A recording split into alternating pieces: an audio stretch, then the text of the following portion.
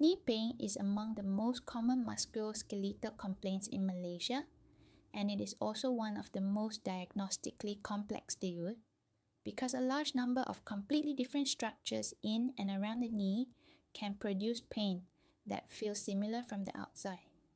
Before you decide whether your knee needs professional attention, a structured 2-minute self-assessment gives you far more clarity than a general symptom search.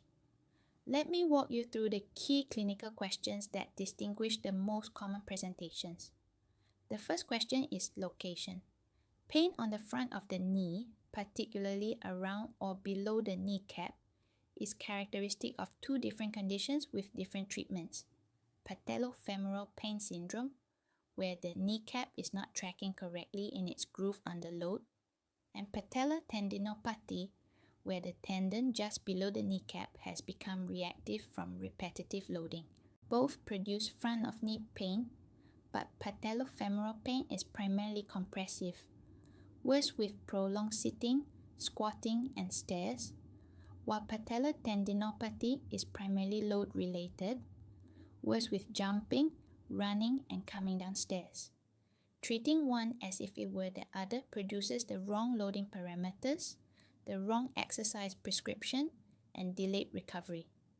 Pain on the inner side of the knee most commonly involves the medial collateral ligament, the medial meniscus, or pes anserine tendinopathy, depending on the mechanism of onset and which activities aggravate it. Pain on the outer side is the characteristic location of iliotibial band syndrome in runners and cyclists, and lateral meniscus irritation in players of pivoting sports.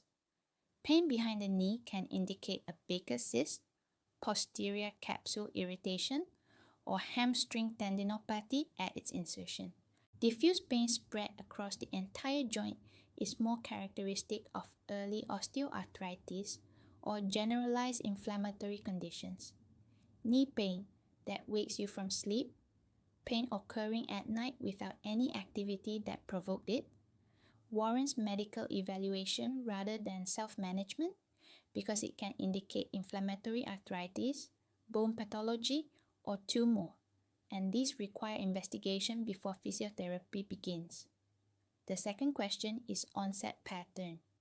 Did the pain appear suddenly during a specific incident, a twist, a pivot, a contact, a landing that felt wrong, suggesting an acute structural injury such as a ligament sprain, meniscus tear, or bone bruise?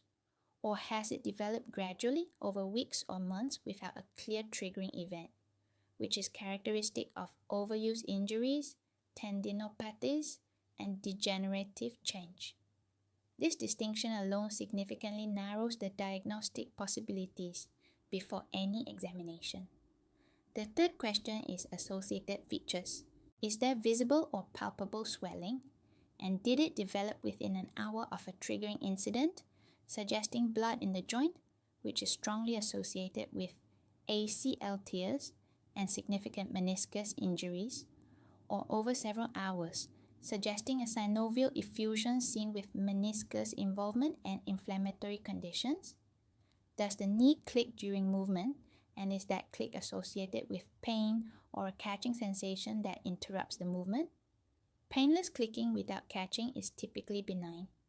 A painful click with a catching or locking sensation is associated with a displaced meniscus fragment and warrants assessment.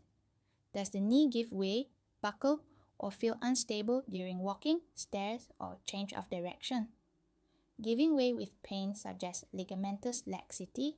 There is also a meaningful distinction between instability on flat ground, characteristic of genuine ligamentous laxity, and instability specifically on stairs, uneven surfaces, or when turning, which can be produced by quadriceps insufficiency alone without any ligament involvement. The fourth question is functional aggravation pattern. Patellofemoral pain and patellar tendinopathy are both typically worse going downstairs than up due to the increased compressive and tensile loads respectively at that specific knee angle and loading rate. Meniscus involvement is frequently most aggravated by deep squatting, twisting movements, and prolonged sitting with the knee bent deep, positions that load the meniscus mechanically in its most vulnerable configurations. The output of the assessment includes a clinical urgency rating, whether your presentation warrants emergency care today, a medical review within days, a physiotherapy appointment within 1 to 2 weeks, or a home management program with specific warning signs to monitor.